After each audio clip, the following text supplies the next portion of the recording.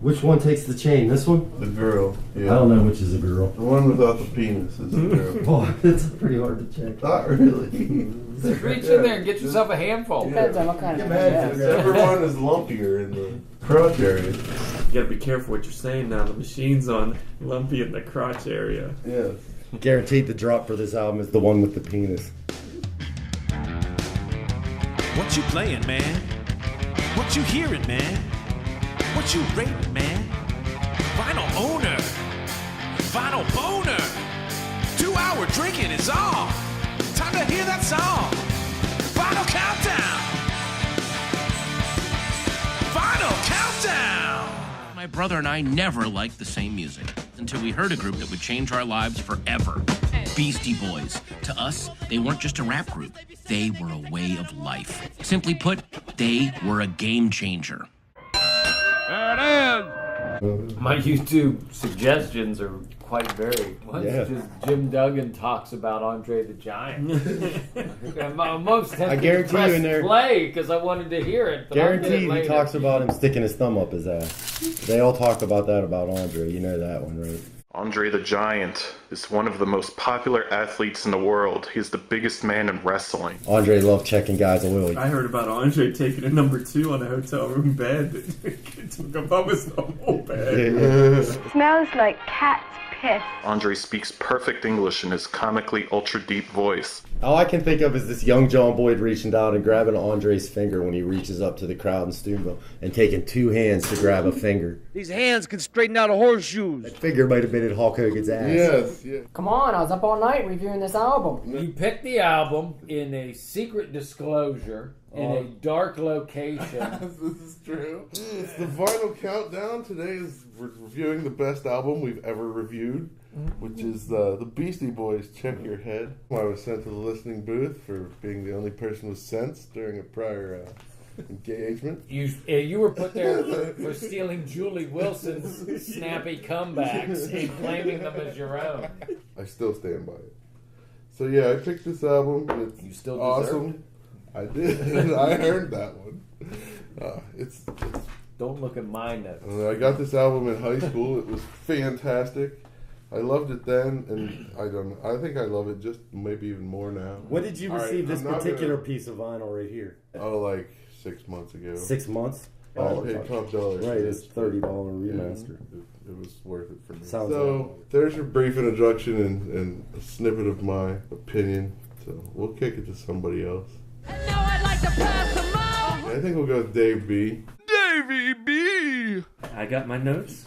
I don't know how we can give this album a bad review. I don't know how if I compare it next to... The only bad thing I have to say about it is it's not Check Your Head or it's not License to Ill. This is Check Your Head. I think it is. I agree. I agree. That is the problem with it. I had my 2-hour drink on this one. I know we got some people here tonight that can drink a little bit of alcohol. I got That's a lot of notes. It is a lot. For those 20 songs, there's a lot of songs. Who needs... For Jimmy James, I got People How You Doing, There's a New Day Dawning. So there's a new sound for the Beastie Boys. Mm-hmm. It definitely shows. Funky Boss, jokey song, but still good. Pass the Mic was probably the first song I heard off this album. I think it was their first release. This album, the first I heard from it, we got the single at the college radio station. I was there with one of the kids, and it came from Grand Royal, and we had no clue what Grand Royal was. It was Pass the Mic, and I think Professor Booty, and I think Biz vs. the Nudes was on it too. It was just like 3 tracks. It's a shame you don't have that. It has. Well, the guy I was with stole it. Claimed it immediately. Yeah. We just immediately stolen. When we figured out what it was. I mean, at the time, nobody knew the Beastie Boys had anything even coming out. I mean, Paul's Boutique was a flop. Was it? Huge flop. Financially, yeah, was it? Flop. Not for John Boyd. In our world, it was the biggest album ever. Yeah, let me lay some heavy rap on you right now, little man. I took it as a personal failure when that album. It was crushing. It really was. I didn't know until today. Really? So yeah, and again, I mean, it's kind of pointless to go through these songs because I pretty much have 9 VBs just written down for all my reviews. Even the songs, something's got to give. I have Overindulgent, second least favorite song on the album, still okay. Right. Namaste, I have least favorite song on the album. That's my review. Right, because it's the last one. It makes you mad that it's over. I have, and also I have. How you get mad during Namaste? When You it's just the know the exact album opposite of what he's going It's not mad. I'm feeling mean. I'm feeling nasty. I'm feeling dirty. Butterfly. Oh, what a Because it's my least favorite song on the album. Because I don't like the man. I don't like what the man represents. I don't like what the man does. I don't like the man's attitude. This oneness with the universe makes my blood boil. It's called Rectified. For the maestro, it said, I always like this song. How can he be so skinny when he lives so fat? Probably the best line on the album. There it is. Professor Booty, I have as my review, Dr. Butt. I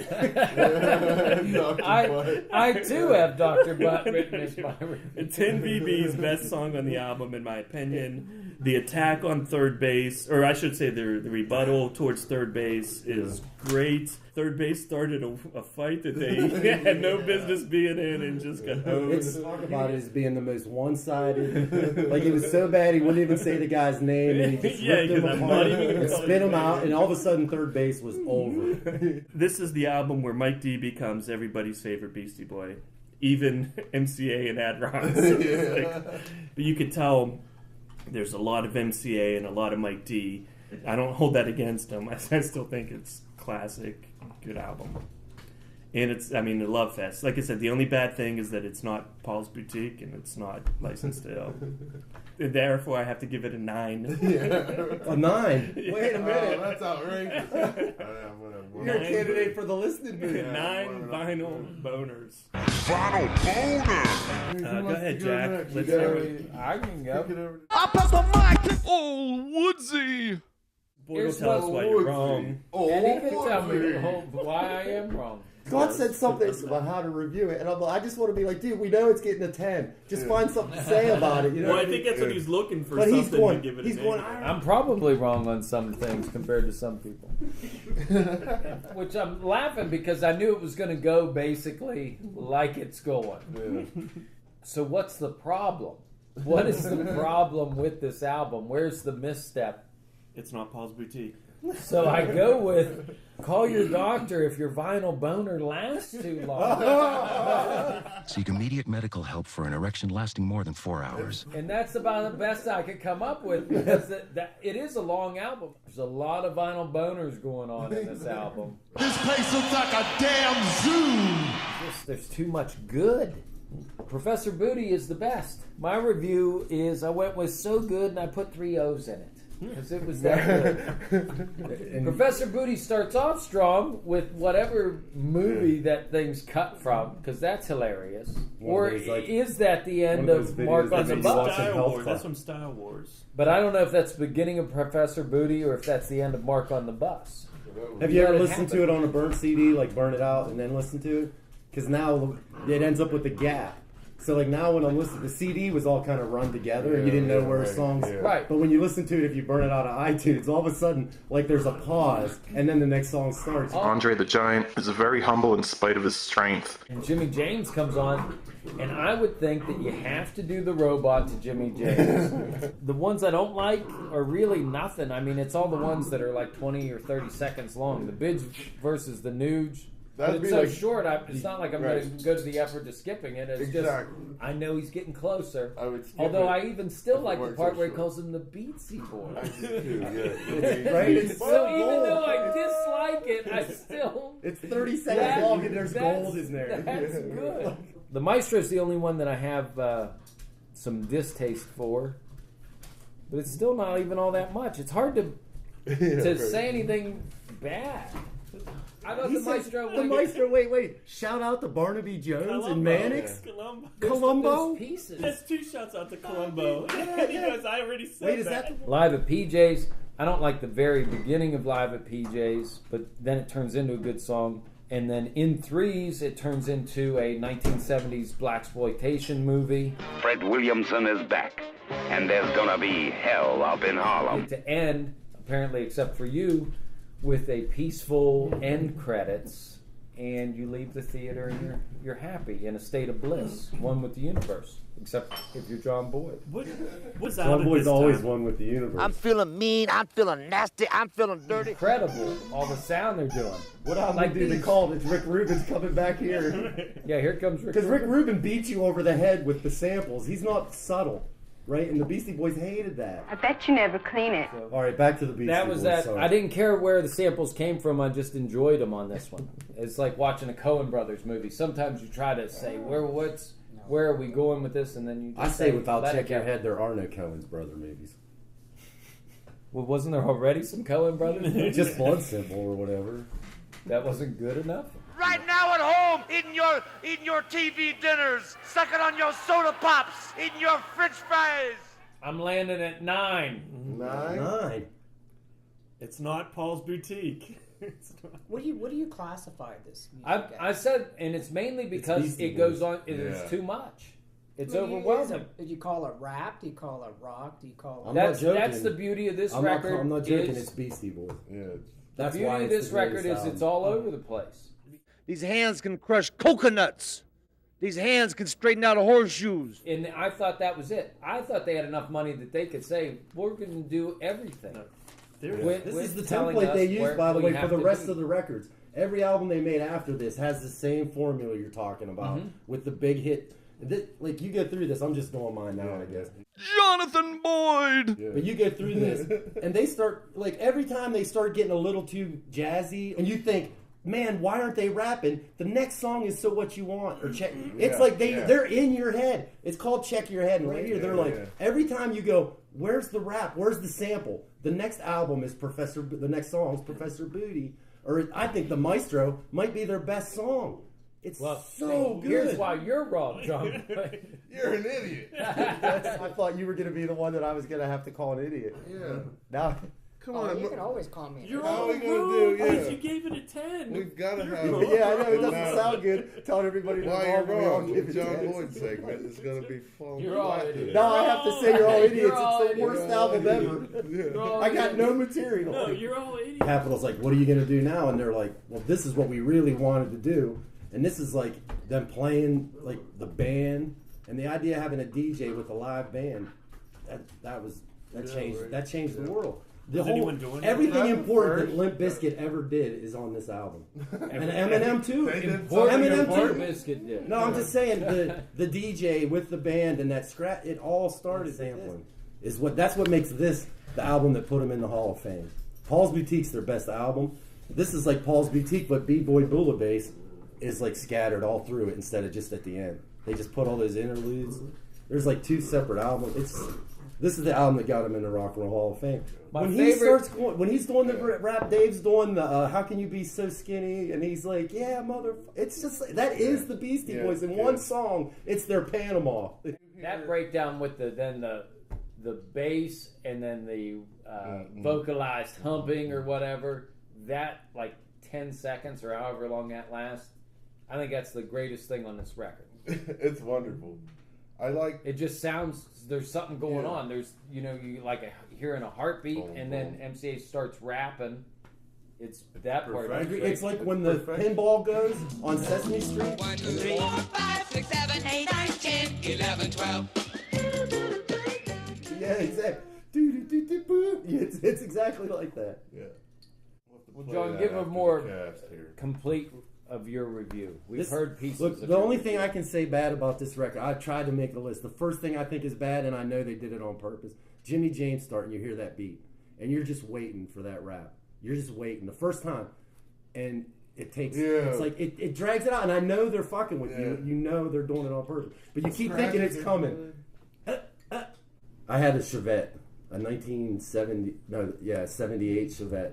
And me, Scott Bryson, Barry Martin. 2 of the most powerful men in any sport. And I went to West Liberty and picked them up on a Monday night. And I said, we're going to the discount den. and we're buying Check Your Head, and we're going to listen to it on the way home from Morgantown. It'll be the greatest. We'll all listen to it for the first time. So we're driving out Washington Pike, and it's like 11:30 at night, and we get all the way, like right before we're going to Washington, there's this place off to the left. Chevette breaks down. I had to call my mom at like right at midnight and ask. She had to drive out Washington Pike, not only get me, but then take Scott back to West Lib, take Barry back to Weirton. Like we're all, it was just the worst night. No, I think this is the album that set up the whole '90s. Like it's the most important album that came out in the '90s. I think it influenced. Yeah, I think it influenced everybody. I already mentioned most of them. I don't know if there's any I forgot. Well, you know what gets downplayed a lot is the Oak Ridge Boys, Beastie Boys feud. The beef. The boys beef. Which album did you sum that up on? In 1990, when the Oak Ridge Boys changed the spelling of boys from B-O-Y-S to B-O-Y-C, I think that was part of it. I'm going to take out my anger. I'm going to take it all out on top of his head. Which song is the rebuttal? Oak Ridge Boys? Elvira, I believe, was the rebuttal. I think if you boiled this album down, if you boiled it down, it should boil. It would be better. I don't see it. Bouillabaisse. I think you want all the taste. The bouillabaisse was it all boiled down to one song, and here it's just scattered throughout. This album is almost pure perfection. It's not better than Paul's Boutique, but I'm a lot closer to thinking it is than I was at the beginning of the week when I started listening. This album, I can only give it a 10. It's as high as we're allowed to go. I'll give it a 10 because I'm willing to admit the Beastie Boys probably have 3 10 albums. I give each side of each album a 10. I agree. It's sprinkled through. There's perfectly. no weakness. Like you said, they're doing this and then they're doing that. You don't ruin it before. We gotta let Shick go. Yeah. Then you'll have to. The Shick is a Beastie Boys expert. Well, I tell you something. He may look like a little boy, but he's built like a man. No, I'm just watching today. No, you're participating. Yeah, you're on. I'll be honest. I'll give this album a listen, just because to hear you guys talk about it, it must be good. But really, the Beastie Boys, they just suck to me. Sometimes somebody's going to pick the Oak Ridge Boys over the Beastie would. Boys. The funny part is, I would pick the Oak Ridge Boys. Well, first thing, you say Beastie Boys to me, I think you got to fight for your right to party. Right. No love for Intergalactic. Nah, you know what? By the time all that music came out, he was force-feeding me this album in his car all through high school. You're welcome. Yeah. at different levels. I do. But to me, it's circus music. I don't. Circus music. I don't get it. Shick. Like I like like a calliope. It's almost like it's like Vanilla Ice, only almost as good. I don't know if I like that. Do you remember that song "Informer" by Snow? Yeah. Almost as good. I don't like rap. I thought you liked old school hip hop. I thought you liked Run DMC. No love for LL Cool J. Yeah. You're not doing it well. No. You don't stay at the Bristol Hotel? I don't know. I was probably briefly into rap, but I never really considered Beastie Boys rap. I don't. Maybe it's just me, but it was just kind of noise. I think that's more accurate. I don't think it was noise to me. They're not. They're Beastie Boys are the Beastie Boys. So anyway, I'll give the album a listen. I mean, I'm not a fan. Maybe I'll find something after hearing you guys talk about it. You'll be doing the robot during Jimmy James. You might be doing this is guaranteed. You can't resist it. I'll give it a shot because I mean, you guys, when you picked Radiohead, I couldn't stand Radiohead, but when I listened to that album, I thought, wow, that's really something.